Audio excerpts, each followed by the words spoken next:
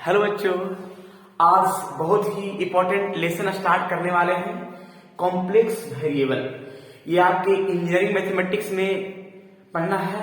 जो विद्यार्थी बीटेक कर रहे हैं या जो विद्यार्थी बीएससी कर रहे हैं या एमएससी कर रहे हैं या सोच रहे हैं कि कंपटीशन के एग्जाम देने वाले हैं, नेट गेट या और भी आईआईटी एग्जाम का, उनके भी सिलेबस में ये जो है शामिल है।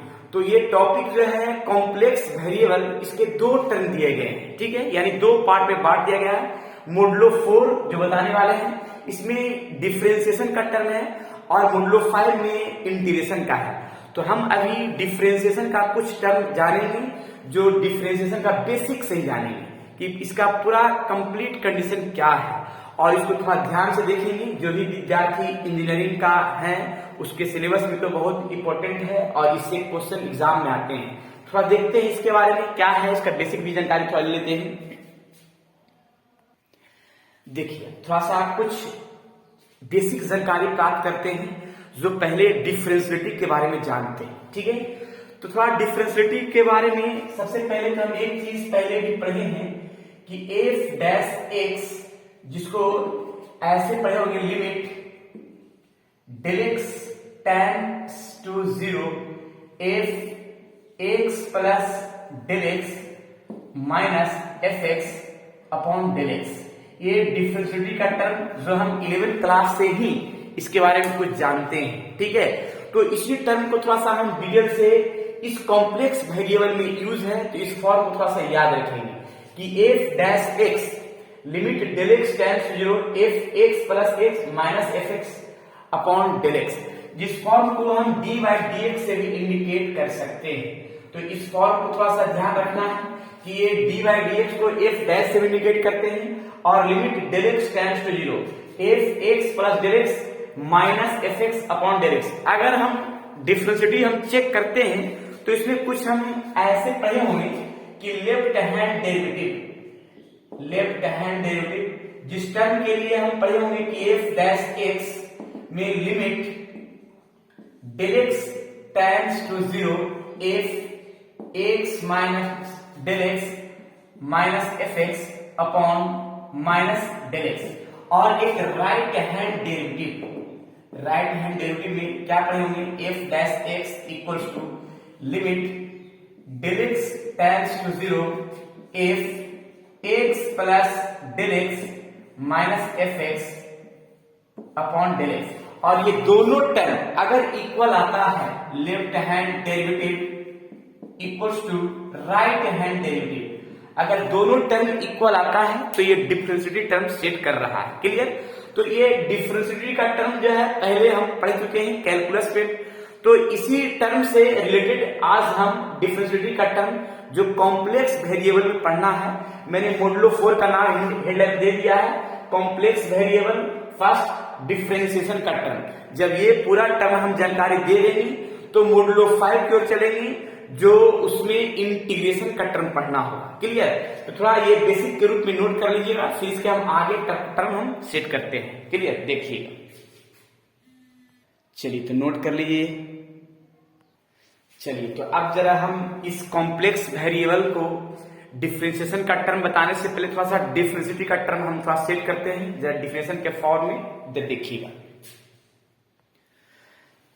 चलिए देखिएगा, डिफरेंशिएलिटी और डिफरेंशिएलिटी का टर्म मैंने क्या लिखा है, let f z be single valued function of the variable z, then d डब्ल्यू d z equals to f dash z equals to limit del z tends to 0 if z plus del z minus f z upon del z। देखिए ये जो limit का form मैंने दिया है डिफरेंशिएलिटी के लिए, तो मैंने बताया क्या कि एक फंक्शन है जो क्या है, एफ जेड है।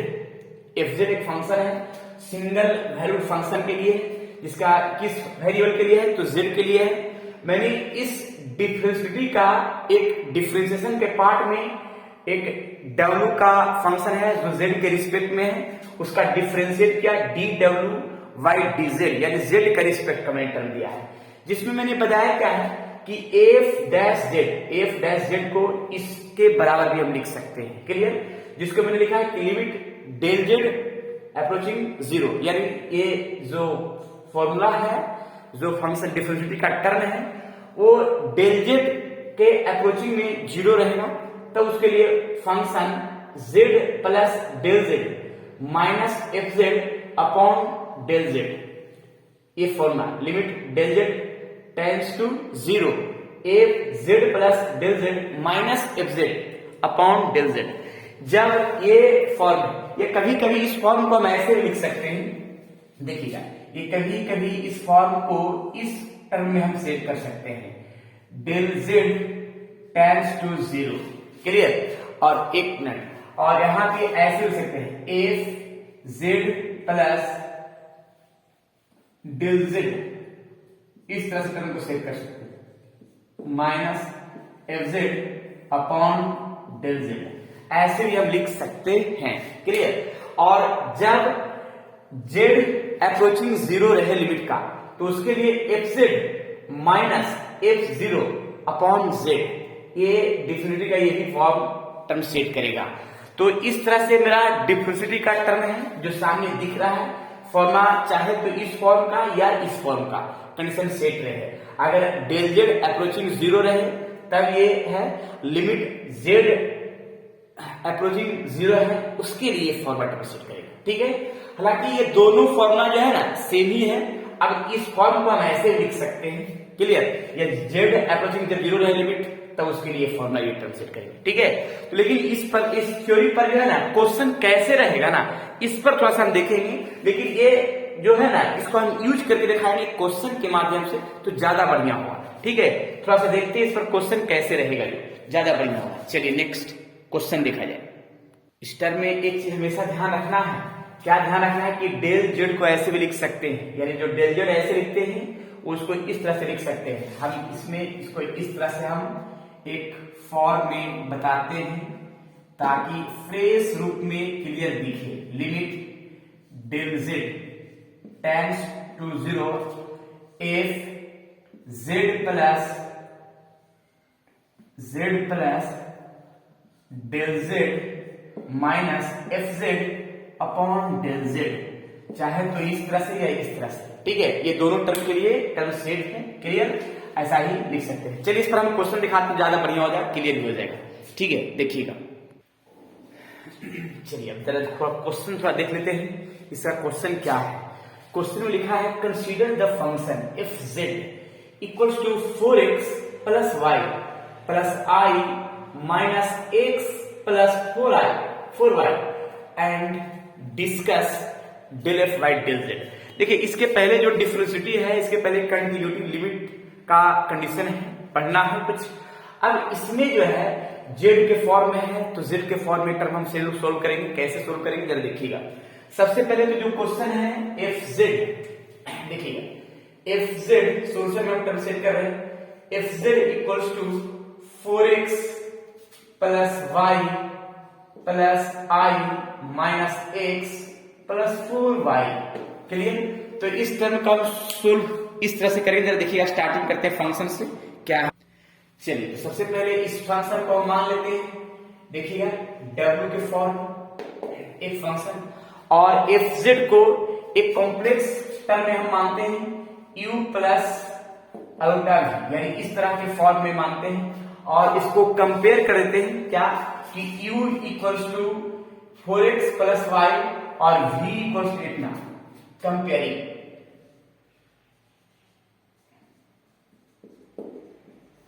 देखिए u इक्वल टू आ जाएगा कितना, 4x plus Y and v equal to आ जाएगा कितना, माइनस एक्स प्लस 4y।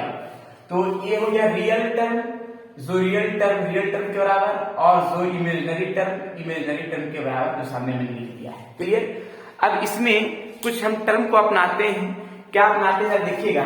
सबसे पहले तो अगर हम z बराबर x प्लस अल्फा y है, तो अगर हम इसका डेल टर्म लिखेंगे तो डेल टर्म क्या आएगा, यहाँ देखिएगा del z term. Del z term क्या आएगा कि अब यहाँ पे डेल जेड है तो लिख सकते हैं डेल एक्स और डेल वाई।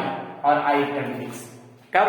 जब z बराबर x प्लस आयोटा y है तो इसको हम del z equal to del x plus iota del y के फॉर्म में हम टर्म सेट कर सकते हैं। Clear?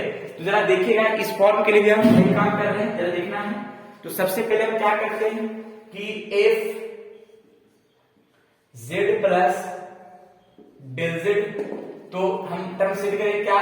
4x plus del x और y plus del y plus, अच्छा इसको हम माइनस से मल्टीप्लाई कर देते हैं और लिखते हैं क्या? Minus i x plus del x और ये आ जाएगा plus 4 iota y plus del y।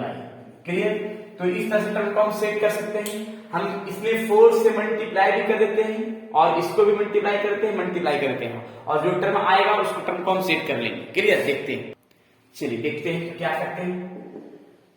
4x plus 4 del x y plus del y minus x iota और माइनस आयोटा x डेल लिख सकते हैं plus 4 iota y plus 4 iota del y। Clear? अब ये तो रहा मेरा term f del plus z plus del z का। अब इसमें हम एक काम क्या करते हैं कि बाय डिफरेंशिएबिलिटी के फॉर्मूला से हम f del plus del z plus del z को माइनस करते हैं एफ जेड में। कैसे करते हैं देखिए, f Z plus del Z minus F z function को सबट्रैक्ट कर रहे हैं। देखिए इसमें से इसको सबट्रैक्ट करते हैं, देखिएगा 4x plus 4 del x y del y minus X I iota del X 4 iota y 4 iota del y minus करते हैं ये पूरा टर्म, तो माइनस 4x माइनस y और माइनस करेंगे तो माइनस माइनस क्या जाएगा? प्लस, तो plus iota x minus 4 iota y। Clear? इस तरह से टर्म को हम सेट कर सकते हैं। देखिएगा, चलिए तो अब इसमें देखिएगा कहीं माइनस प्लस में गलत ना हो जाए। जहां भी होगा वो कमेंट सेक्शन में जरूर बताइएगा कि कहां पे मैंने माइनस प्लस में कहीं गड़बड़ी कर दिया है, उसको टर्म को सुधार लेना है। लेकिन मेरा प्रयास है कि जब सही से क्लियर करें माइनस प्लस। देखिएगा थोड़ा सा, तो सबसे पहले कुछ कैंसिल होने लायक है तो देखते हैं। 4x से 4x कैंसिल होगा और कैंसिल होने लायक है क्या? 4y से y कैंसिल होगा। क्लियर?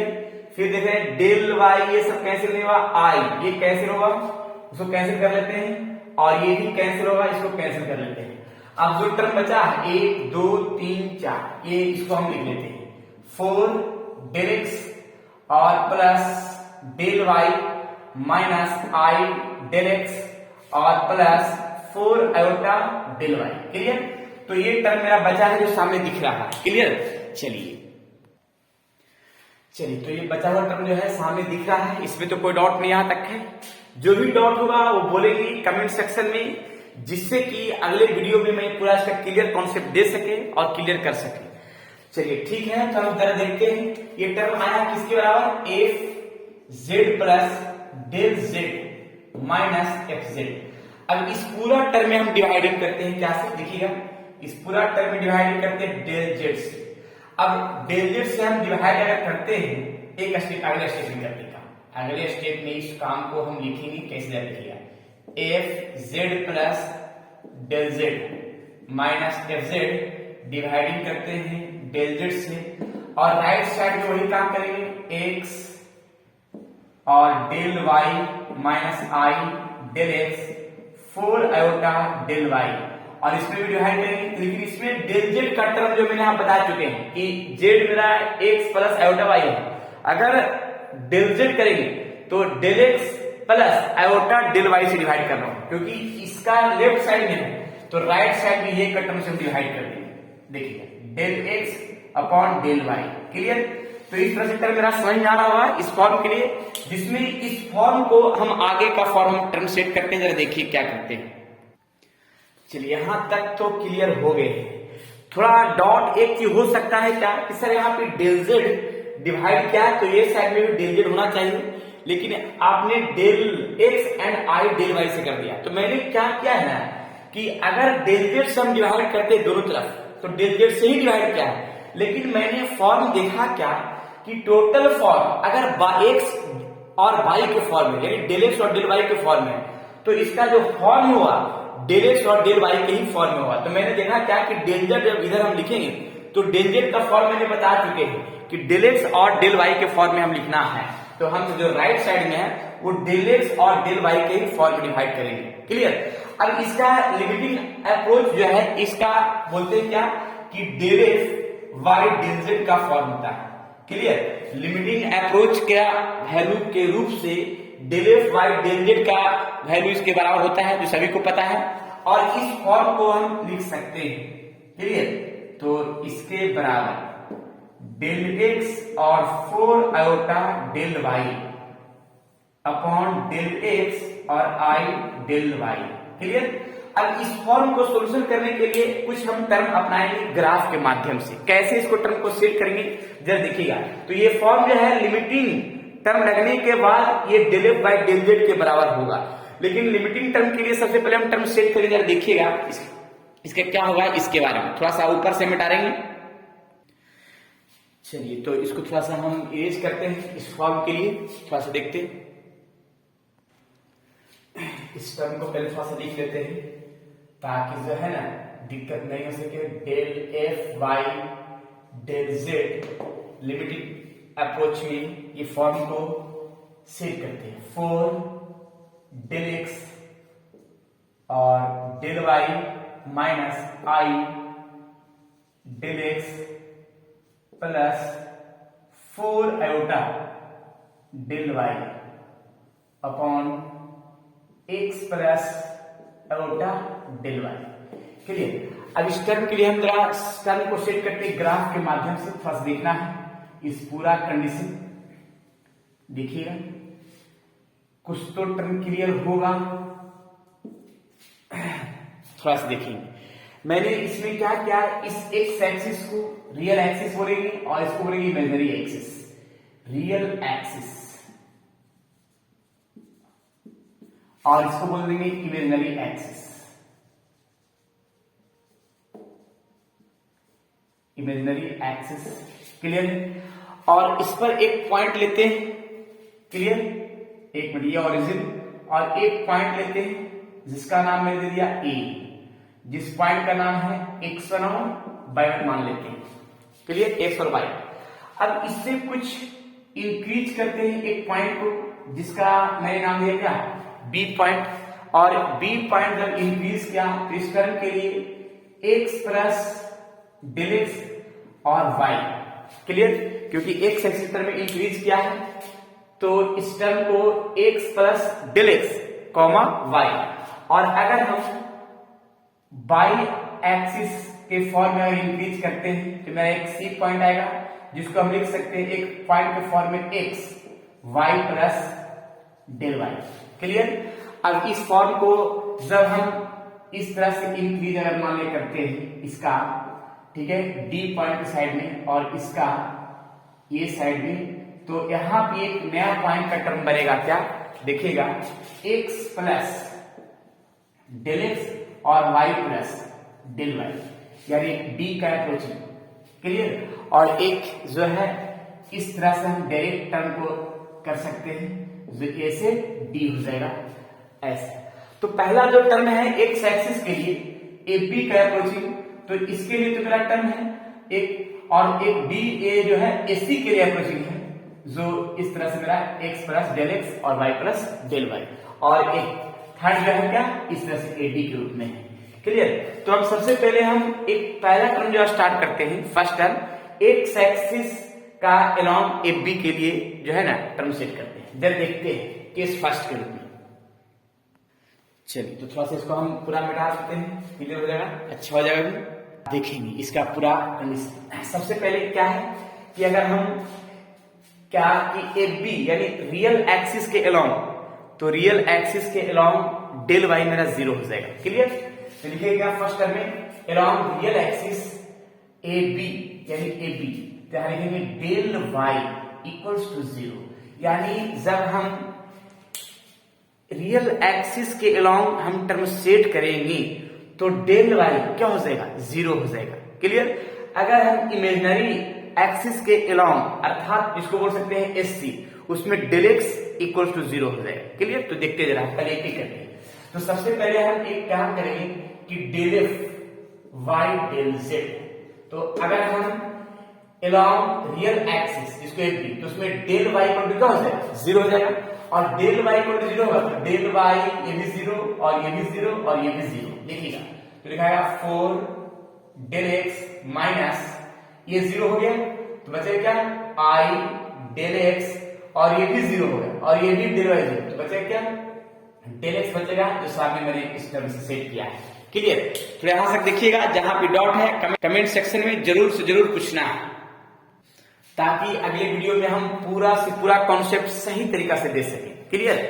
चलिए, तो ये तो हो गया। अब इसमें हम एक काम और क्या कर सकते हैं कि नॉमिनेटर पार्ट में डेल एक्स कॉमन करेंगे तो इससे कैंसिल हो जाएगा। देखिएगा, हम स्टेप बाय स्टेप टर्म को सेट करते हैं तो बढ़िया हो जाएगा।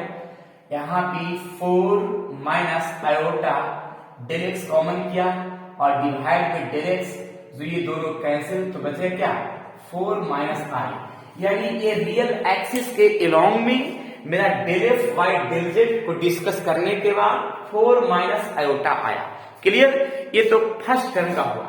अब हम सेकेंड टर्म का सोल्व करते हैं along imaginary axis, along imaginary axis जिसको हम एससी के फॉर्म लिखेंगे। तो मैंने बताया कि इमेजिनरी एक्सिस के along del x equals to 0 हो जाएगा। क्लियर। उसको भी जरा देख लेते हैं सेकेंड टर्म में। चलिए, along imaginary axis SC, तो जब imaginary axis आएगा तो डेल एक्स इक्वल्स टू 0। अब देखिए डेल एक्स इक्वल टू 0, तो हम इसमें डेल एक्स के स्थान पर 0 पुट कर देंगे, यहां 0 और यहां 0। देखिए del F Y del z equals to ये 0 हो जाएगा, तो बचेगा क्या डेल वाई माइनस ये भी 0 हो जाएगा, तो बचेगा क्या 4 आयोटा डेल वाई और ये भी 0 हो जाएगा, तो बचेगा आई डेल वाई। क्लियर है। अब इस टर्म के लिए सॉल्यूशन करते हैं कि डेल वाई कॉमन करते हैं। डेल वाई अगर कॉमन कर लिया 1 प्लस 4 आयोटा और आयोटा डेल वाई, ये दोनों कैंसिल। इसमें ये भी पता है कि अगर 1 बाई आयोटा बचा तो 1 प्लस 4 आयोटा, और 1 बाई 4 आयोटा का वैल्यू होता है माइनस आयोटा, 1 प्लस 4, और इस टर्म को मल्टीप्लाई अगर करते हैं तो इस टर्म में आ जाएगा माइनस और माइनस 4 आयोटा स्क्वायर, इसका वैल्यू -1 होता है, तो माइनस माइनस क्या आएगा प्लस, इसको लिख सकते हैं 4 माइनस आयोटा। क्लियर। तो जरा देखिएगा, मैंने जब रियल एक्सिस के अलोंग बनाया तो उसके लिए आया 4 minus iota del f by del z का, और जब इमेजिनरी एक्सिस के अलोंग मैंने बनाया है तो डेल जेड बराबर 0 था, उसको मैंने लिया था, लेकिन उसका del f by del z बराबर उसका भी क्या आया 4 माइनस आयोटा। क्लियर। ये दोनों पे तो सेम कंडीशन है, यानी एक हो गया रियल एक्सिस और एक हो गया इमेजिनरी एक्सिस, और एक जो दिख रहा है अलोंग ये y बराबर x के फॉर्म में आएगा। क्लियर। तो y बराबर x के फॉर्म में अलोंग आया, तो इसको जरा हम थर्ड टर्म पर सेट करते जरा देखिएगा, यानी थर्ड नंबर के लिए क्या होगा इसका फॉर्म, इसके बारे में देखते हैं। चलिए देखिए, थर्ड नंबर क्या है कि along the line y equals to x। अब y इक्वल्स टू x के लिए जरा देखिए कैसे इसका टर्म सेट करते हैं। देखिए ये along y equals to x के लिए, तो सबसे पहले तो एक टर्म हम जानते हैं क्या कि y equals to x, z equals to x plus iota y। अब इसका हम x और y का दोनों टर्म अगर इक्वल है तो इस फॉर्म को हम लिख सकते हैं क्या, देखिए z equals to x plus iota x। Clear. हम टोटल फॉर्म x के फॉर्म में ही कर दे रहे हैं। क्लियर। अब अगर हम इस फॉर्म के लिए डेल x का टर्म अगर सेट करते हैं, अगर पहले तो हम एक काम क्या करते हैं, इसमें हम कॉमन कर लेते हैं, यहाँ पे x कॉमन कर लिया तो 1 i हो गया z। अगर हम डेल z लिखेंगे तो इस फॉर्म को क्या लिखेंगे डेल x और 1 प्लस आयोटा x। देखिए इस फॉर्म के लिए हम क्या किया कि x इक्वल्स टू अगर y है तो यहाँ पे डेल का फॉर्म जो होगा ये डेल x का फॉर्म डेल y के बराबर होगा, जो सामने मैंने यहाँ पे क्लियर कर रहे हैं। अब इस फॉर्म को यहाँ पे टर्म जो सेट किया है del x into 1 plus iota x. अब इसके जरा देखिएगा, अब इस फॉर्म में हम डायरेक्ट इस टर्म को सेट करते हैं, जरा देखिए कैसे। Del F Y del z equals 4 del x plus, अब डेल वाई का फॉर्म हम डेल एक्स को लिख सकते हैं, clear, plus minus del x और प्लस 4 आयोटा, और इस फॉर्म के लिए डेल एक्स और यहां हो जाए क्या, x plus iota del x, clear. अब इसका हम आगे सोल्यूशन करते, जरा देखिए कैसे सोल्यूशन करेंगे। चलिए, तो अब इसमें हम प्रोडक्ट टर्म को सेट करते हैं कैसे। तो इसमें 4x और डेल एक्स, 4 डेल एक्स, यहां पे आएगा 5 डेल एक्स, और इसमें आ जाएगा 3i डेल एक्स, और ये हो जाएगा इसमें डेल एक्स आई डेल एक्स, यानी इसका 3 पार्ट, यानी ये 3 वे में टर्म में चल रहा है, एक AB अलोंग, एक AC अलोंग और एक AD अलोंग, सीधे स्ट्रेट लाइन के रूप में, क्लियर। तो ये टर्म जो है 3 पाथ में ये डिफरेंट पाथ है, और D का टर्म सेट करना है, तो डिफरेंट पाथ के लिए मेरा क्या टर्म सही आएगा, सेम आएगा, उसको देखना है। तो सबसे पहले देखते हैं कि 5 plus 5 into del x plus 3 iota x और 8 del x plus i del x, तो डेल एक्स कॉमन करते हैं, यहां से डेल एक्स कॉमन करते हैं, देखिएगा यहां पे, तो 5 प्लस 3 आयोटा, यहां हो गया डेल एक्स, और फिर इसके बाद 1 प्लस आयोटा डेल एक्स। अब ये जो है कैंसिल हो जाएगा, तो क्या आ जाएगा यहाँ पे 5 प्लस 3 आयोटा और 1 प्लस आयोटा, क्लियर है। अब इसका हम रेशनलाइज करके सोल्व करते हैं, कैसे ना देखिएगा, ये प्लस है तो माइनस से रेशनलाइज किया, माइनस से रेशनलाइज किया, और इसका टर्म और कंडीशन देखिएगा, यहाँ पे इसका हम सोल्यूशन कर रहे हैं, ठीक है। यहाँ पे देखिए, यानी 5 से मल्टीप्लाई करेंगे तो 5 माइनस 5 आयोटा प्लस 3 आयोटा और माइनस 3 आयोटा स्क्वायर, फिर इसमें मैंने क्या किया, a plus b into a minus b, a square minus b square का टर्म सेट किए, क्लियर। और यहाँ पे 5 तो 5 है, और इसका minus 2 iota, iota square minus minus plus 3, यानी हो गया 1 आयोटा का स्क्वायर बन गया माइनस माइनस प्लस, और इस टर्म को हम लिख सकते हैं, यहाँ आ जाएगा 8 माइनस 2 आयोटा बाई 2। अब इसमें से 2 कॉमन करेंगे तो बचेगा क्या, 4 माइनस आयोटा बाई 2, और 2 से 2 कैंसिल होगा, 4 माइनस आयोटा। यानी देखिए यहाँ पे क्या है कि 3 डिफरेंट पाथ, पहला पाथ जो रियल एक्सिस अलोंग AB के लिए जो मैंने क्या लाया 4 माइनस आयोटा, फिर दूसरा इमेजिनरी एक्सिस अलोंग AC, उसके लिए मैंने क्या लाया 4 माइनस आयोटा, क्लियर। और एक है क्या along line y equals to x, तो उसके लिए मैंने क्या लाया 4 माइनस आयोटा, यानी 3 डिफरेंट पाथ के लिए मैंने टर्म जो है सभी का same del f by del z दिखाया, क्लियर। तो अब इसका हम टर्म क्या लिखे जरा देखिएगा, तो इससे हमको अनुमान चला कि 3 डिफरेंट पाथ से हम सेम वैल्यू निकाले, क्लियर। एक ये डिफरेंट पाथ और एक ये डिफरेंट पाथ और एक ये डिफरेंट पाथ, तीनों डिफरेंट पाथ का सेम वैल्यू मैंने सामने ये क्लियर किया है। तो इससे कंडीशन को del f by del z का जो वैल्यू होगा वो सभी का होगा सेम होगा 3 डिफरेंट पाथ के लिए, क्लियर। तो हम एक लाइन लास्ट में लिखेंगे, इसको मिटाने के बाद थोड़ा सा देखते हैं। चलिए, तो लास्ट में एक लाइन लिखेंगे क्या, in the all different path approaching we get the same value of del f by del z equals to 4 minus iota, यानी 3 डिफरेंट पाथ का same value del f by del z के बराबर होगा 4 minus iota, clear. तो ये मैंने 3 different path में मैंने दिखाया कि सभी पाथ के लिए मेरा इस क्वेश्चन का del f by del z का वैल्यू क्या आएगा, सेम आएगा।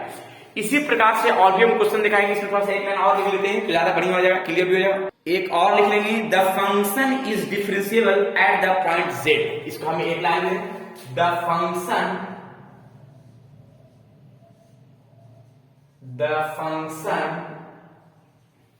The function is differentiable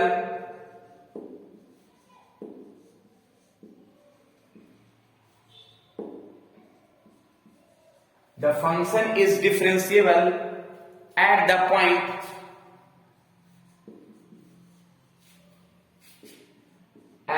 point z, clear. और in the given region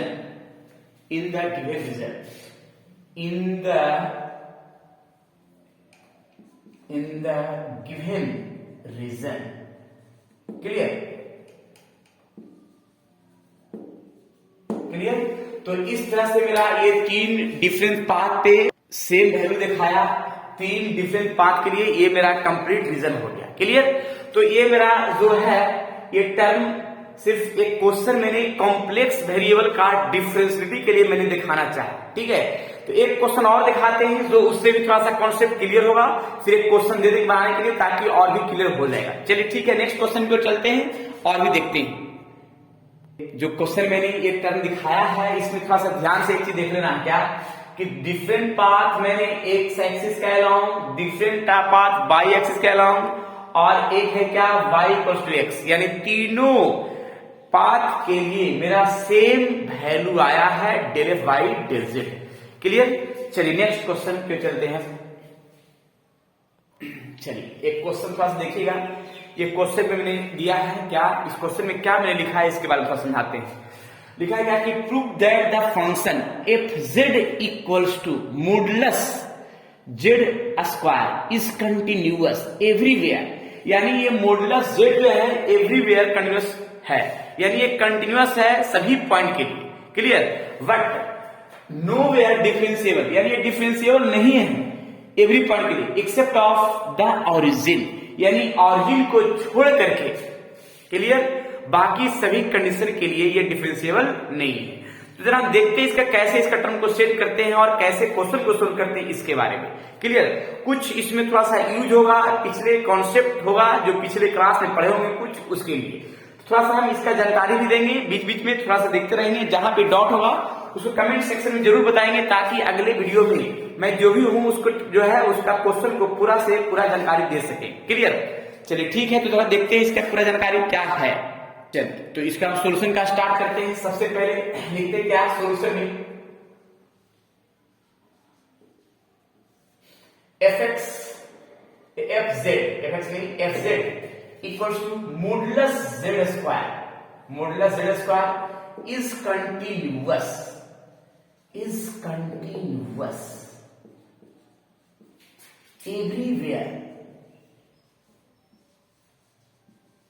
everywhere but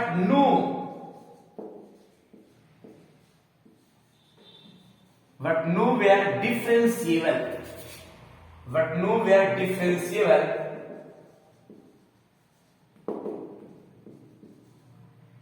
except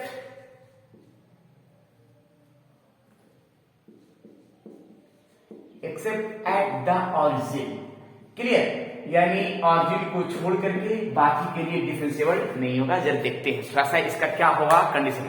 first of all एक कॉम्प्लेक्स नंबर मान लेते हैं, let z equals to x plus iota y, जो सभी विद्यार्थी ये कॉम्प्लेक्स नंबर का टर्म के लिए है।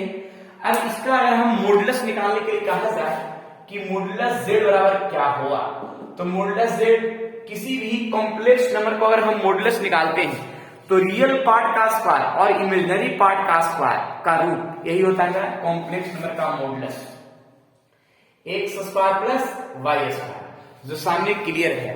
अब इसमें हम एक टर्म और क्या कर सकते हैं, ये रूट को हम ये साइड में करेंगे तो मॉडुलस जेड का स्क्वायर आएगा, जो इस तरह से हम टर्म को सेट कर सकते हैं, x square plus y square का टर्म है।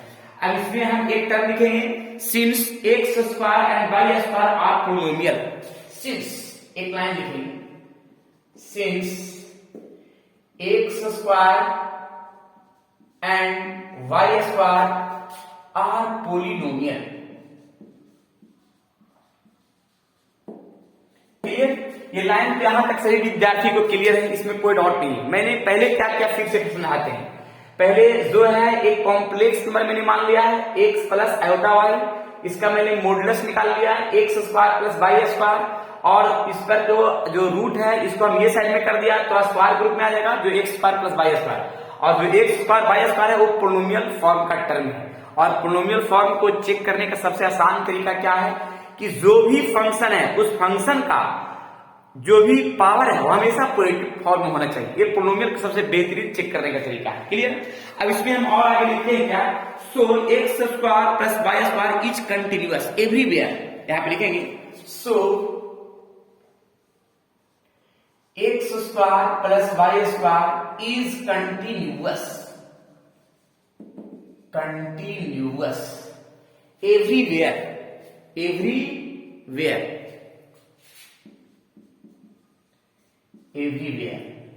क्लियर? यानी x square plus y square ये कंटिन्यूअस, अगर पोलिनोमियल टर्म है तो वो टोटल टर्म वो कंटिन्यूअस होगा। क्लियर? ये शॉर्ट रूप पहले जान लीजिए, ठीक है। अब इस टर्म के लिए हम लिखेंगे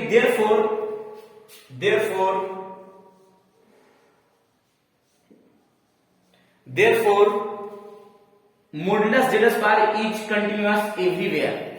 therefore modulus z square is continuous everywhere. लिख सकते हैं? चलिए लिख दिया एवरीवेयर, यानी ये प्रत्येक कंडीशन के लिए ये मॉडुलस जेड स्क्वायर क्या हुआ, कंटिन्यूअस होगा। पहला कंडीशन ये तो क्लियर हो चुका है। अब इसके बाद हम इसका टर्म हम आगे बढ़ाते हैं कि डिफरेंशियबिलिटी के लिए हम क्या फॉर्म सेट करते हैं ना।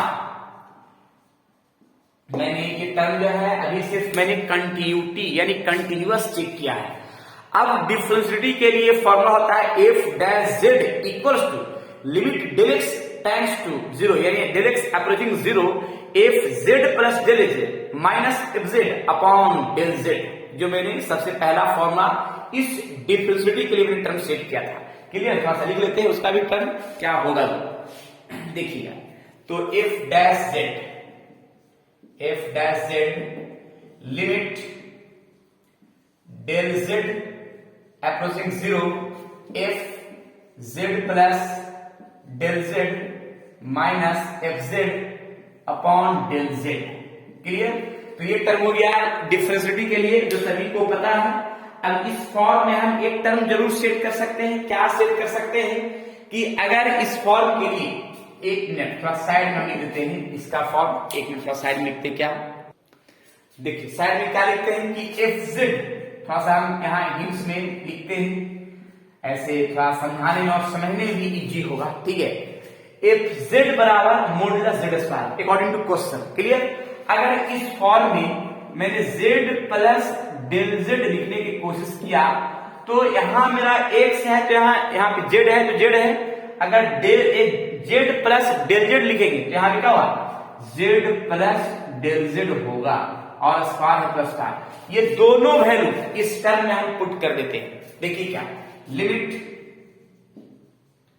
Del Z tends to zero, इस फॉर्म को इसके आधार पर modulus z plus del z का स्क्वायर माइनस एफ जेड जो मॉडुलस जेड का स्क्वायर और यहाँ पे डेल जेड। क्लियर? तो ये फंक्शन का जो हेल्प मैंने लिया है इस टर्म से जो सामने दिख रहा है वैल्यू पुट करने में। क्लियर? अब इसका कुछ हम टर्म जानते हैं जो ऊपर से हम लिखेंगे, थोड़ा सा मिटा देंगे ऊपर में कि इसका आगे टर्म क्या होगा। क्लियर? चलिए नेक्स्ट, इसमें मैंने क्वेश्चन फिर से एक बार हम समझा देते हैं ताकि क्लियर हो जाए। मिटाने के बाद लिखा है कि prove that the function f z equals to modulus z square is continuous, यानी modulus z square is continuous मैंने सामने दिखा दिया है कि कंटिन्यूअस टर्म कैसे होगा। एवरीवेयर, ठीक है, प्रत्येक के लिए, nowhere differentiable except at origin, यानी ये डिफरेंशिएबल नहीं होगा सिर्फ ऑरिजिन को छोड़कर। क्लियर? तो देखते हैं इसका और आगे हम टर्म जो इसको मिटाने के बाद यहाँ पे डिफरेंशिएबिलिटी चेक करना है। कंटिन्यूटी जो मैंने दिखाई दिया है। चलिए बिनोड, इसका टर्म हम क्या बनाते हैं देखिएगा, बिनोडेट सॉल्यूशन कैसे डिफरेंशिएबिलिटी का टर्म सेट करेंगे। मॉडुलस जेड स्क्वायर बराबर पता है जेड इंटू जेड कंजुगेट, ये सभी को पता है कि मॉडुलस जेड स्क्वायर जो होता है z इंटू जेड कंजुगेट के बराबर होता है। ठीक है, अब इसमें अगर हम लिखेंगे ऐसे कि बताइए कि z plus mod del z का स्क्वायर का क्या होगा कंडीशन। कैसे लिखेंगे इसका भी, z plus del z into z plus del z का कंजुगेट, इसको हम ऐसे लिख सकते हैं z प्लस जेड और इसको हम z का कंजुगेट प्लस डेल जेड का कंजुगेट। क्लियर, इस तरह का फॉर्म हम सेट कर सकते हैं मॉडुलस z प्लस जेड का स्क्वायर के बराबर। क्लियर, अब इस फॉर्म के लिए हम टर्म यहाँ पे पुट कर सकते हैं डायरेक्ट, जो सामने मेरा यूज किया हुआ है। क्लियर, तो देखते हैं इसका हम प्रोसेस क्या है इस फॉर्म में जरा देखेंगे। f dash z equals to, देखिएगा लिमिट डेल जेड अप्रोचिंग 0 और मॉडुलस जेड स्क्वायर का इसका वैल्यू लिख सकते हैं क्या, z plus del z into z conjugate plus Z. Clear, और माइनस क्या हो जाएगा, इस जेड का मॉडुलस जेड का square Z into z conjugate divide का फॉर्म डेल जेड के बराबर। क्लियर, तो ये टर्म जो है मैंने यहां तक स्टेप बाय स्टेप समझाने का कोशिश किया है। जिन महान विद्यार्थियों को अगर दिक्कत हो तो कमेंट सेक्शन में बताएंगे, ताकि अगले वीडियो जो बनाएं उसमें अच्छा से क्लियर कॉन्सेप्ट दें। चलिए ठीक है, तो जरा देखते हैं इसका और भी अब टर्म क्या बनेगा। तो हम सोच रहे हैं क्या कि z का या डेल जेड ये सभी को मल्टीप्लाई करते हैं। तो देखेंगे महान विद्यार्थी, डेल जेड से मल्टीप्लाई करें, z conjugate plus z del z plus यहां भी देखेंगे z del z into z conjugate plus इससे मल्टीप्लाई करेंगे इसमें डेल जेड और माइनस जेड कंजुगेट जेड और डिवाइड का जो पोजीशन है यहां पे होगा डेल जेड। क्लियर, ये जो स्टेटमेंट है ये पूरा फॉर्म जो इस तरह से टर्म को हम सेट करेंगे मल्टीप्लीकेशन के फॉर्म। कुछ तो कैंसिल होगा, ये कैंसिल ये और ये कैंसिल कर देते हैं। ठीक है, और जो बचा है मेरा 3 टर्म जो मैंने सामने लिख दे। क्लियर, चलिए देखते हैं कैंसिल, तो ये टर्म फॉर्म को कैंसिल कर देते हैं और जो बचा है उस फंक्शन को limit del z approaching 0 z into del z plus z del z into del z into z conjugate plus ये फॉर्म मैंने सेट कर दिया। क्लियर, अब जो बचा है उस सभी को हम सेपरेट डिवाइड कर रहे हैं। क्लियर, जरा देखिएगा, सेपरेट डिवाइड करेंगे limit del z approaching 0 separate divide. देखिए ये जो भी है उस चीज को अगर नहीं समझना है उसको रिपीट करके थोड़ा सा देखेंगे तो क्लियर समझ में आ जाए। ठीक है, कोई डाउट नहीं हुआ और ज्यादा कुछ है नहीं। कॉम्प्लेक्स वेरिएबल का अभी हम डिफरेंशिएबिलिटी का टर्म पढ़ा रहे हैं, इस पर और भी इसका हम डिटेल जानकारी देते जाएंगे जैसे जैसे हम टर्म बताएंगे। क्लियर, इसका बेसिक भी हम दिया है और भी अगर इसका लिमिट वैल्यू का अगर बेसिक जानना चाहते हैं तो और भी हम इसके बारे में बताएंगे। ठीक है, कमेंट सेक्शन में बताइएगा तो हम क्लियर करेंगे ही करेंगे। चलिए, तो अब इसको आगे हम मिटाते हैं। चलिए, तो जो बचा है इसको हम लिख दे रहे हैं लिमिट डेल जेड अप्रोचिंग 0 और इस फॉर्म के लिए तो टोटल टर्म बच ही जाएगा z into del z conjugate upon del z और ये तो कैंसिल z का कंजुगेट प्लस ये भी कैंसिल डेल जेड का कंजुगेट। क्लियर, अब इस फॉर्म के लिए कुछ डेल जेड अप्रोचिंग 0 है तो z डेल जेड अप्रोचिंग वो भी 0 का टर्म सेट करेंगे। जरा एक लाइन हम लिखेंगे उस फॉर्म के लिए, जरा देखिएगा क्या लिखना चाह रहे हैं उसमें। इसको पहले हम इस फॉर्म को इक्वेशन हम मान लेते हैं फर्स्ट। एक मिनट थोड़ा सा, चलिए एक लाइन लिखेंगे, सिंस डेल जेड अप्रोचिंग 0 है तो डेल जेड कंजुगेट अप्रोचिंग भी क्या हुआ, 0 हुआ। तो ये फॉर्म क्या होगा, 0 हुआ। जो बचा है उसको हम टर्म को सेट कर देते हैं, ये एफ डैश के फॉर्म में आ जाएगा, limit del Z tends to 0, इससे यहां पे 0 हो गया तो बचा क्या, जेड प्लस कंजुगेट है डेल जेड और conjugate del z divide. Clear, इसको इक्वेशन में मान लेते हैं फर्स्ट। क्लियर, चलिए ऊपर से मिटा लेंगे इस क्लियर कंडीशन को, आगे देखते हैं। चलिए यहां पे एक लाइन लिख देते हैं, क्या, लेट। अब इसका हम एक पोलर फॉर्म में एक डेल जेड का फॉर्म हम लिखना चाह रहे हैं, ठीक है। थोड़ा सा देखिएगा यहाँ पोलर फॉर्म में del z, let del z equals to r into cos theta plus i sine theta.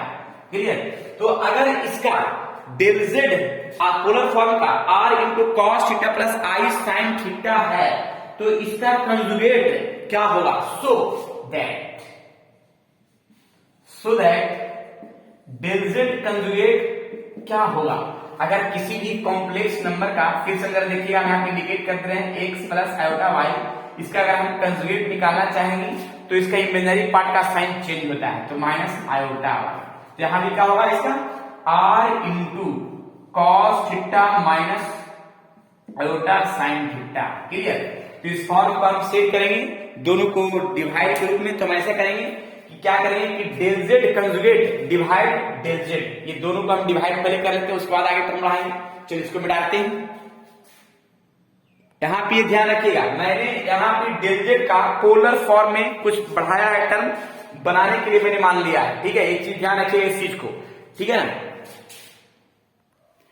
चलिए तो हम यहाँ पे डिवाइड करते हैं, क्या, del z conjugate upon del z. तो यहां लिखेंगे r cos theta minus i sine theta upon r cos theta plus i sine theta. ये फॉर्म जो है डेल जेड कंजुगेट को डेल जेड से डिवाइड मैंने कर दिया है, जिसमें से ये दोनों कैंसिल हो जाएगा। बचे हुआ टर्म क्या है, cos theta minus i sine theta, और यहां भी cos theta plus i sine theta. इस फॉर्म को ऊपर ले जाएंगे तो इसका पावर नेगेटिव हो जाएगा। कैसे देखिए, cos theta minus i sine theta into cos theta plus i sine theta के पावर -1।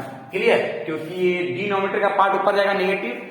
और एक चीज भी और ध्यान रखना है कि पावर जब हम डिमोवियस थ्योरम सेट करेंगे तो एंगल चलाएगा, तो यहां भी माइनस आ जाएगा। ये डिमोवियस थ्योरम का एक रूल है, हम यहाँ पे इंडिकेट कर रहे हैं कि कॉस थीटा प्लस, देखिए डिमोवियस थ्योरम का रूल, आई साइन थीटा के पावर में क्या है, n है, तो जो भी पावर का टर्म है वो एंगल में चलाता है। तो cos n theta plus i sign n theta. Clear, ये रूल को थोड़ा सा ध्यान रखना है। क्लियर, ये पढ़े भी होंगी बहुत सारा सेमेस्टर में, यानी cos theta minus i sine theta, ये तो फिक्स है।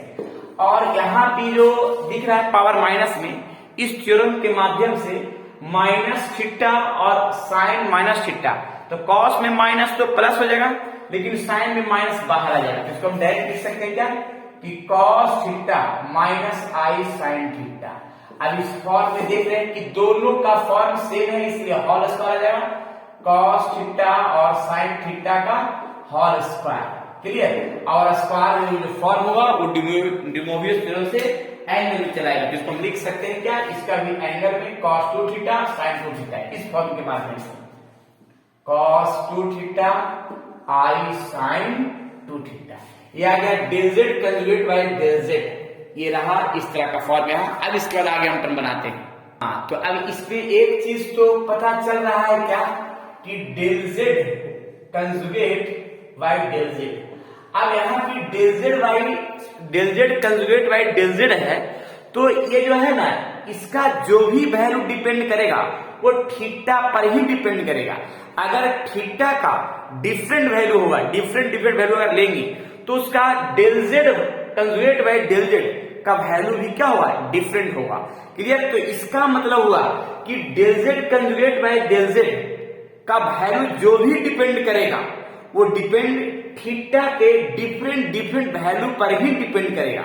अगर डिफरेंट वैल्यू अगर लेते हैं तो डिफरेंट एंगल लेते हैं, यानी डिफरेंट थीटा का वैल्यू लेते हैं, तो इसका वैल्यू जो है डिफरेंट ही आएगा। No unique value of del z by d z. Clear? यानी इसका यूनिक वैल्यू नहीं होगा, क्योंकि अगर हम डिफरेंट थीटा का वैल्यू लेंगे तो इसका वैल्यू भी क्या आएगा, डिफरेंट ही आएगा। क्लियर? तो हम एक लाइन लिख देंगे इस पर, जो ताकि क्लियर हो सके। चलिए मिटाने के बाद सिंस, देखिए आप लिखते हैं क्या, since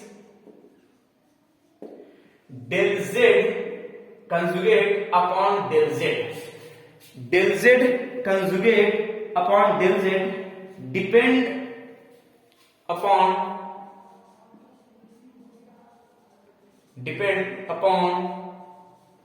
different value of theta upon the value of theta upon the value of theta। Clear? यानी डिपेंड जो करेगा वो थीटा के वैल्यू पर डिपेंड करेगा। It's mean for different value of theta,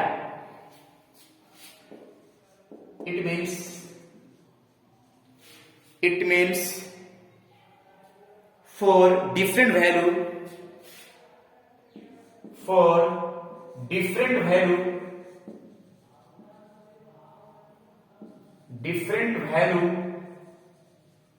of theta। Clear?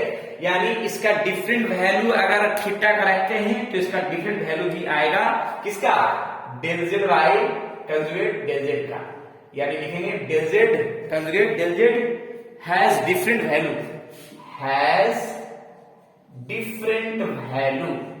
और different value. Clear? Different values. चलिए पहले इसको मिटा लेते हैं, उसके बाद आगे और भी लिखते हैं। और थोड़ा सा लिखना क्या है कि यहां पे लिखेंगे तो इसका limit del Z tends to zero, limit del Z tends to zero, यानी del z approach zero, del z conjugate by del z has different value.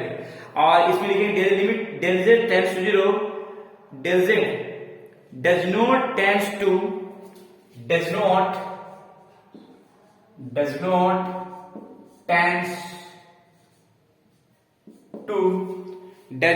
tends to a unique limit,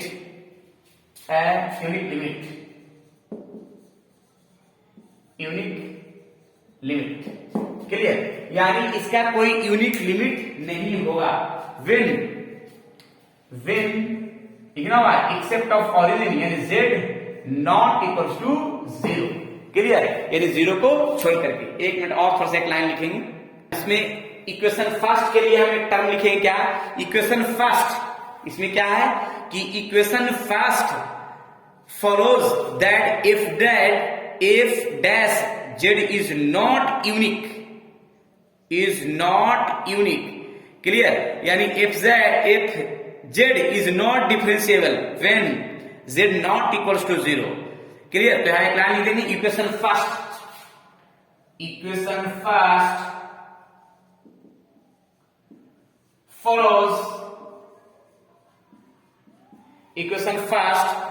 follows that f dash z, इसको में डालना होगा इसको। एक minute, मैंने लिखा है क्या कि equation first follows that f dash z is not unique except not unique value. और यहां पे क्या है, लास्ट में एक लाइन लिखेंगे,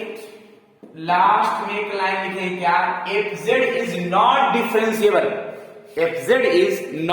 differentiable when z not equal to zero, f z is not differentiable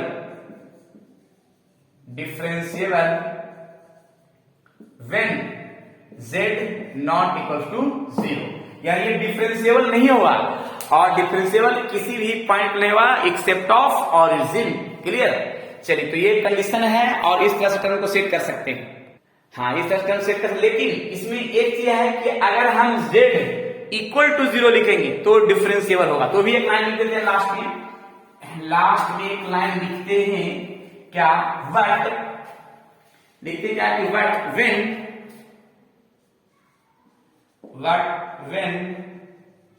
z equals to 0,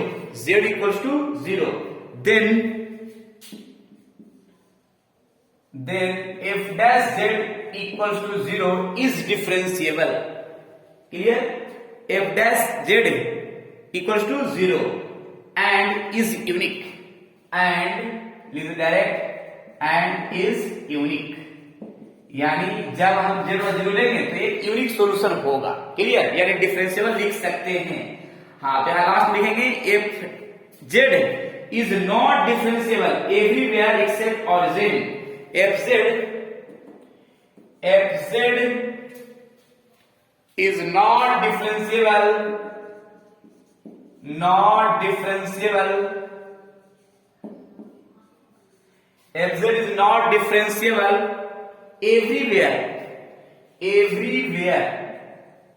everywhere except origin को छोड़कर। क्लियर? तो इस तरह से मेरा सेकंड क्वेश्चन भी मैंने क्लियर सॉल्यूशन किया है। और ऐसे ही जो है डिफरेंशिएबल जो है ना, यानी डिफरेंशिएबिलिटी का टर्म सेट कर सकते हैं। ये मेरा कॉम्प्लेक्स वेरिएबल का डिफरेंशिएबिलिटी का टर्म है जो मैंने 2 क्वेश्चन से कुछ समझाया है। मॉडुलो 4 का ये क्वेश्चन है और थ्योरी भी है। इसका और भी हम जानकारी देंगे अगले वीडियो में, अगले क्लास में, ताकि जो है इसका फुल कॉन्सेप्ट हो सके। अब नेक्स्ट थ्योरी के साथ मिलेंगे अगले क्लास में। जब तक के लिए क्वेश्चन थोड़ा सा लिख लेंगे और वो क्वेश्चन को भी सोल्व कर सकते हैं। चलिए ठीक है, चलिए इसको नोट कर लिए, फिर आगे हम क्वेश्चन देते हैं इस पर। चलिए, तो ये एक क्वेश्चन है आज जो मैंने थ्योरी दिया है और 2 क्वेश्चन को प्रैक्टिकल किया है पूरा सॉल्यूशन के साथ।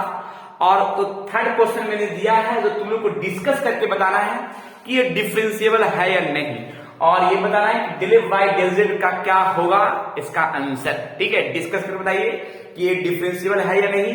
इसके बाद अगर ये नहीं सॉल्यूशन होगा तो कमेंट सेक्शन में बोलिएगा, इसका भी सॉल्यूशन हम इसका सॉल्यूशन देंगे, ताकि इससे अनुमान चलेगा कि विद्यार्थी जो है कितने सीख रहे हैं। चलिए ठीक है, फिर नेक्स्ट थ्योरी के साथ नेक्स्ट वीडियो में आते हैं। जब तक के लिए आप लोग मेहनत करते रहें और जो भी है फुल कॉन्सेप्ट के साथ थ्योरी देते रहेंगे। ठीक है, फिर नेक्स्ट क्लास में मिलते हैं। जब तक के लिए आप लोग स्वस्थ रहिए, मस्त रहिए और पढ़ते रहिए कॉम्प्लेक्स वेरिएबल का डिफरेंशिएशन का बेस्ट कॉन्सेप्ट। क्लियर? चलिए ठीक है। हाँ, लेकिन जो भी क्वेश्चन दिया है उस क्वेश्चन को जरूर से जरूर कमेंट सेक्शन में बताना है, और बताने के साथ साथ जो भी प्रॉब्लम होता है उसको भी कमेंट में बताना है। चलिए ठीक है, नेक्स्ट क्लास में मिलते हैं नए थ्योरी के साथ कॉम्प्लेक्स वेरिएबल के नेक्स्ट टॉपिक।